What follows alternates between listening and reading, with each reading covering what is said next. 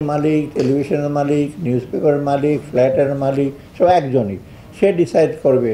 এখন তো এটা হচ্ছে না, এখন তো একটা মোটামুটি একটু এসেছে, চেক অ্যান্ড ব্যালেন্স কিছু আছে, সেটা কিন্তু করবে।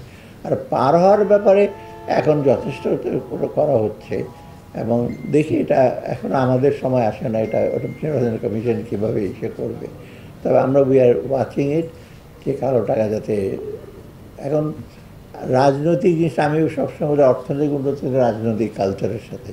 এখন যদি ওনারা যদি এনকারেজ করে টাকা পয়সা দিয়ে এসে করবেন, নমিনেশন দেবেন, ভোট দেবেন, তখন তো আমি তো অর্থ মন্ত্রণালয় থেকে এটা কিছু ডিফিকাল্ট। তো কিন্তু এটা লাগবে যদি আমরা সঠিক এসে চাই। আমি দুঃখের বিষয় অনেক কিছু ওখানে নির্বাচন করে আমাদের।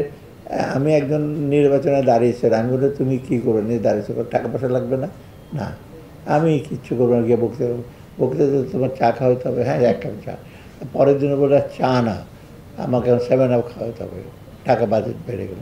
কদিন পর সিগারেট খাওয়াতে হবে, তা তোমার বাজেট সে, আমি তো এটা চিন্তা করিনি। আমি তুমি 10 লক্ষ টাকা চিন্তা করছো, এখানে 10 কোটি টাকা লাগবে। এই যে তুমি চা এসে, তা আবার হোন্ডা টোন্ডা এগুলো তো আছে। তো এই পৃথিবীর কোনো ক্যানাডাতে একদম ভোট হতে কি লোকজন ক্যান্ডিডেটের রাস্তার মোড়ে দাঁড়িয়ে থাকতো, ভেরি ইনোভেটিভ। রাস্তার মোড়ে তো একটা প্ল্যাকার্ড, তা সে এবারে হাত দিয়ে বলতো মাই নেম ইজ দিস, লোক এটা দিস ইজ দ্য ক্যাম্পেন। 1 পয়সা লাগেনি, রাস্তার মোড়ে দাঁড়াতো। এই সমস্ত জিনিসটা আমরা জেনে শুনে কিন্তু করি না। আমি আশ্চর্য, ওই লোক দাঁড়িয়ে আছে স্যুট টুট পরা, সে ক্যান্ডিডেট দাঁড়াইছে এমপি, এই 2 সাইডে 2টা ছবি, সে এমনি দাঁড়িয়েছে, ওই হোন্ডা টোন্ডা নাই তার সাথে। সো এইগুলো আমাদের কালচার চেঞ্জ না করলে, তবে আমরা ট্রু যে আমরা উই আর ভালো একটা নির্বাচন যদি ফেব্রুয়ারিতে দিতে পারি, এটা আমাদের জন্য সবচেয়ে বেশি, আপনাদের জন্য, সবার জন্য। আরও ঋণ খেলার কথা থিওরিটিক্যালি পারবে না, পারে না তো। বাংলাদেশ ব্যাংক তো আগের দিন ডেকে নিয়ে ফ্রি করে দেয়, সেটা বাংলাদেশ ব্যাংকে ঋণ খেলাবে, আমার সময় একজন ঋণ খেলাবেও পায় নাই। মানে নিয়ম কিন্তু ইলেকশন কমিশন ঋণ খেলাপি দেখবে, লাস্ট ডে পর্যন্ত কিন্তু বাংলাদেশ ব্যাংকের সিআইবি। এখন তো একটা সুবিধা তো ব্যাংকের কাছেই তো আছে, কিন্তু প্রবলেমটা কি কোর্টে কেউ একটা স্টে অর্ডার নিয়ে আসে, সেইটা জিনিসটা আপনি জানেন তো। একজন তো 5 বছর কাটাই দিল, ডক্টর মহিউদ্দিন খান আলমগীর 5 বছর তো কাটাই দিল, কেস হলো, কেস তো সলভ হলো না। ওরা তো ওই যে কোথায় চান্দিনারা কোথায় জানি এমপি ছিল, হ্যাঁ ওই ফরিদগঞ্জ না কোথায়, অতএব ডিফিকাল্ট। না না, সেটা তো আমি বলে যে কোনো জিনিসের ল অ্যান্ড অর্ডার না ভালো হবে, ভালো হবে। আমরা যথাসামর্থ্য সাপোর্ট দিচ্ছি অর্থ মন্ত্রণালয় থেকে, ল অ্যান্ড অর্ডারের জন্য যা যা লাগে, এই সে নানা রকম যন্ত্রপাতি, এটা সেটা সবই আর কি পরিস্থিতি নির্বাচন করার যে সমস্ত ইস্যু আছে সব প্রকার সহায়তা আমরা দেব। এখন বাকিটুকু হ্যাঁ,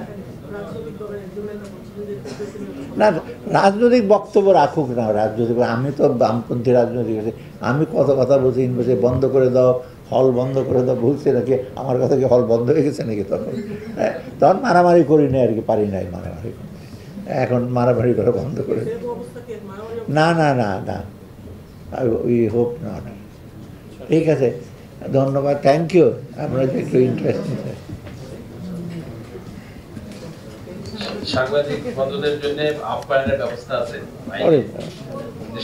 আপনি এভাবে বলছেন, আমি আর একটা গল্প বলে শেষ করি। উনি এভাবে যে আপ্যায়ন, কিন্তু আপনারা এক্সপেক্ট করেন একটা ছোট্ট একটা প্যাকেট। এখন আমার এক বন্ধু একটা গল্প বলেছে, শোনেন গল্পটা আপনাদেরও কাজে লাগবে। গল্পটা হলো, সে বলছে ড্রাইভারকে আমরা অনেক পরে খাওয়াই, তো সে যে ড্রাইভার কোথায়, আমার খাওয়া শেষ, আমি চলে যাব। তো স্যার ড্রাইভার তো খাচ্ছে, তো ড্রাইভার বেটা খাবে কেন?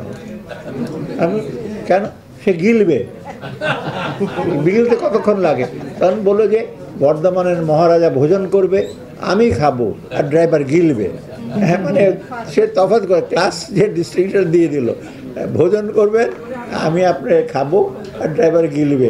তা আজকে যেটা দেবে ওটা গেলার মতোই অবস্থা কোথায় আর কি। আমরা জাস্ট কোনোভাবে খাবেন, ওটা ভোজন করে না, খাওয়াও না, জাস্ট সামান্য জিনিস আর কি। ঠিক আছে, চেষ্টা করবো, সেটাই এখন একমাত্র লক্ষ্য। Political solution